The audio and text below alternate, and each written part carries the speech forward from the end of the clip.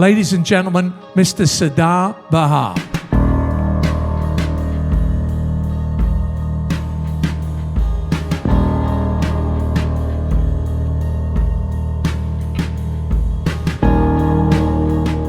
Sardar, welcome to the Standard here in Bangkok. It's your first time here in Thailand.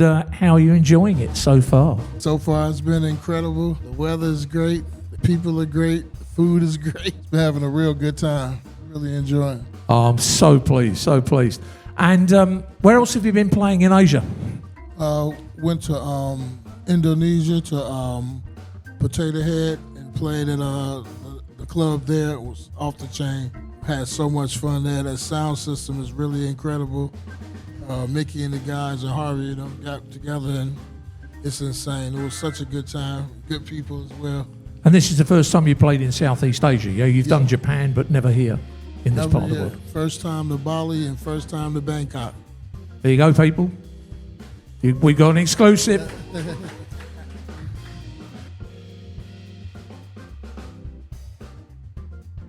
So, born in New Jersey, moved to the Windy City, Chicago in the early 70s, if I'm correct. Yes.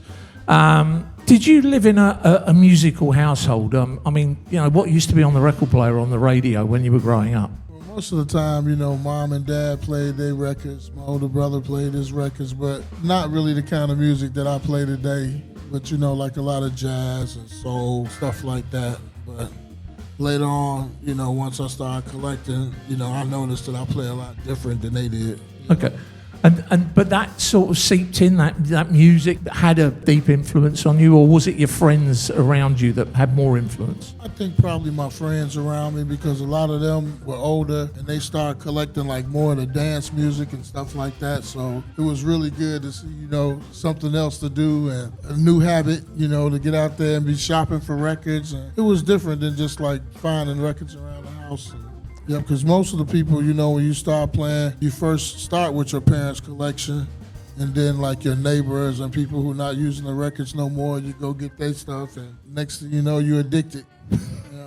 So obviously Chicago's a very musical city. It's been the birthplace to many great artists: Curtis Mayfield, Donny Hathaway, Gil Scott-Heron, who I know you love, Earth, Wind and Fire, Rotary Connection. The list goes on and on.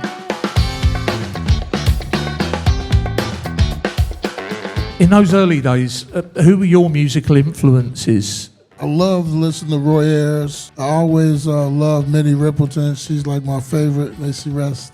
Gil Scott-Heron, the same, one of my favorites. May he rest in peace. And it's just so many artists. The list goes on and on, but those are like some of my favorites. And especially DJ Rogers. I can listen to his music all day. That's interesting. Okay. I'm with you with that on Roy Ayers, Gil Scott-Heron, absolutely. But DJ Rogers, it's very unusual. I've never heard anybody mention it. And how old were you when you caught the vinyl bug? And what was the first record you actually bought? I think the first record that I can remember purchasing was a 7-inch of that Captain Sky, that Wonder Worm. Yep. Yeah, and that was at Metro Music around our house. And the radio was playing it, and everybody was really into it, and I wanted it, and I found a 7-inch. I was so happy. So that was the first one. The first one you actually put your hand in your pocket and paid your money. Yeah. Right, and I can remember it. And then after that, it just turned into a lot, because my friends was telling me, like, if you're going to play and you're going to DJ and you're going to play records, you have to buy your own records. Like, you're not going to be able to use mine. So that's when I really knew I had to start purchasing records. How did you get into DJing? And what was the first gig? My friend around the corner from my house, Charles Breckenridge, he was into it. And he started showing me like the basics, like, how to blend the records, how to phase the records, put them together, put them on beat, put them on chord. And then, after that, it was just like clockwork. You just fell in love with it. Okay. Now, I believe you had the opportunity to DJ alongside the legend that was Frankie Knuckles, or is Frankie Knuckles, quite early on in your DJ life.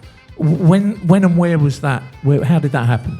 That was at a place, 73rd and Ridgeland, Club Risque, David Risque's place, him and OJ Omar. And they had Kashmir, and I think all of them had wanted Frankie to play. And then her sister Medina and Mike Wilson and them wanted me to play. So we ended up playing together, and it was nice. We had a good time. that was the first time I really got to talk to Frankie and get to know him good. But yeah, miss him. He was an amazing DJ. Okay.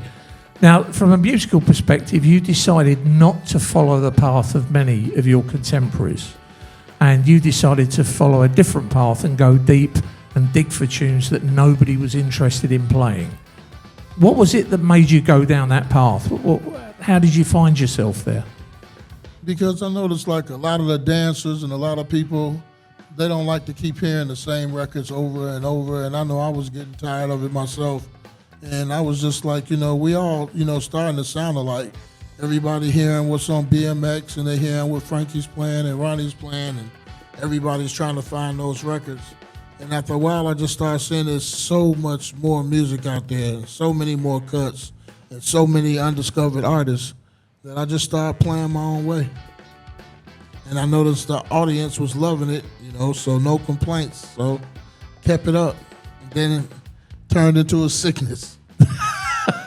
The record digging sickness. Yes. Never stops.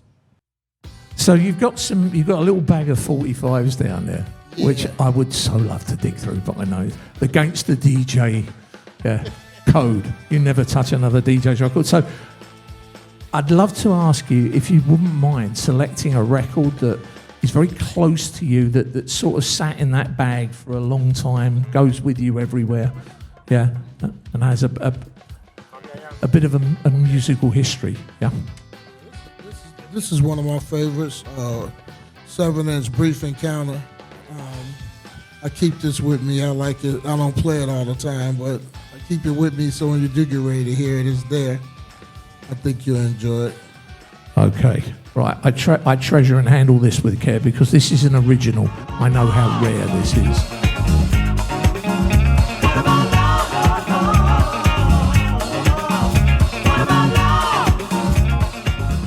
There you go. Sounds a Brief Encounter. And What About Love? That's a pretty special record, trust me. Yeah.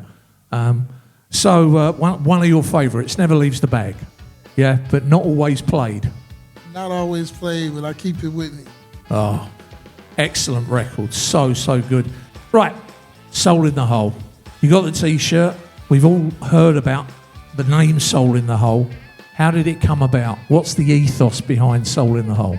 Originally, Soul in the Hole was me, Russell Dixon, Lee Collins, Steve Mathis, Richie Rich Wallington. And we were just like, all, playing records and collecting, playing music together. And then after that, we did the little Soul in the Hole TV show. That was fun, good time. Kind of like a Soul Train, but it was our version. And then after that, the clothing started popping up, the T-shirts and hats and record bags and all of that. They make a lot of good stuff, Takiko and them in Japan. A lot of jackets and dresses and all kind of stuff. So, the Soul in the Hole just stuck and it just grew and grew. So we all stuck to it. Okay, cool. Now, I have seen many people refer to your passion for deep house. This is a term that seems to have changed over the years. And coming from the home of house music, can you please help us understand what your definition of deep house is? Well, when I was growing up, when they used to say, oh man, he playing deep or you playing deep house, you were playing things like that people didn't know or records that people, hadn't discovered. So they was like, man, that's deep. They didn't know what it is. But now it's more like house. It's like when you playing deep house, it's more the trackier stuff or soul, like I guess soulful house, but not really like real drummers and real guitar players. Like when we were growing up, it was real instruments. What we call deep house was really like disco. It wasn't house at all, but they say house came from disco, so it's all dance music, so pretty much. Now, I remember when we were talking on Thursday, you said also digging even in the US is interesting because different cities, different records. You find records in Chicago you won't find in New York. You find records in New York you won't find in, let's say, San Francisco. Yeah, so it is very local, is it? Yeah, it's really spread out. Like I noticed a lot of the New York DJs be real happy when they come to Chicago because they find a lot of stuff and different labels that they don't see. And it's the same when we come to New York. We see a lot of records they might have already, but we haven't seen. So it's really interesting to see how the different music go different places. And it's really wild when you come over to like Europe or Japan and you see all of those records that you don't see in the States and they came from there. It's like really special. Yeah, I was going to ask you about that. I mean, are you finding that more and more that it's more difficult to find music that was made in the US that it's Definitely. been, yeah. There's still a few spots around, like, I like Hyde Park Records.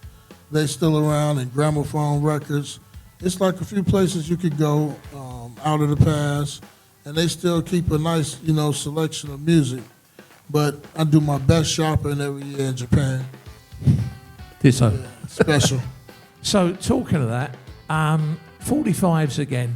What could you pull out a little gem that you've got in that bag that you found? It was a bit of a surprise to you when you found it, when you purchased it.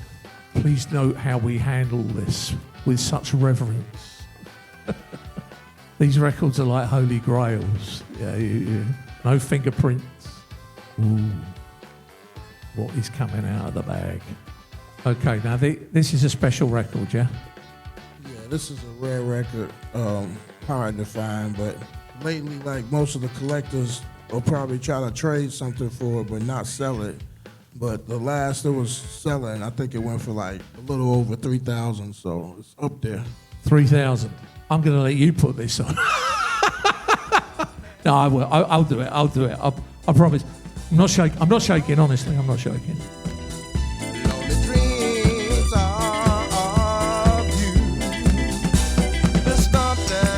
So that's Benjamin Robinson, yeah?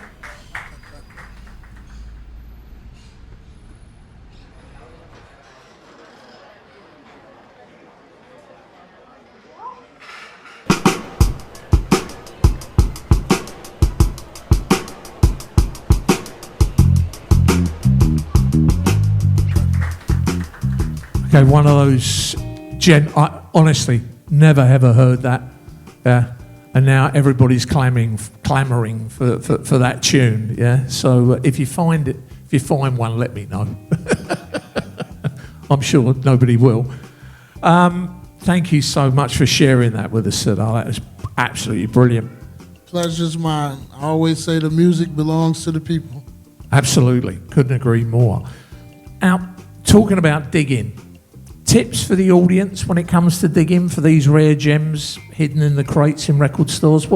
I would say most of the time when you're going to go digging, it's going to take time. And, you have to sit there and listen to the records. Some people get on there and they just flip through it and they're gone. If you put it on from the beginning and listen to it to the end, you'll find a lot more records. Because sometimes records start off kind of slow, then they just take off, start banging. It be all kind of things going on. Because it's artists, it's bands and stuff like that. So it takes time. You sit there, you'll be in there all day. Like Japan, we like 7-8 hours in the stores, and then we leave and try to catch something else before it closes. So it's like, but it's worth it when you get to, find gems and find stuff, of course, when you've been looking for it, and you find it, and it's clean, and it's cheap.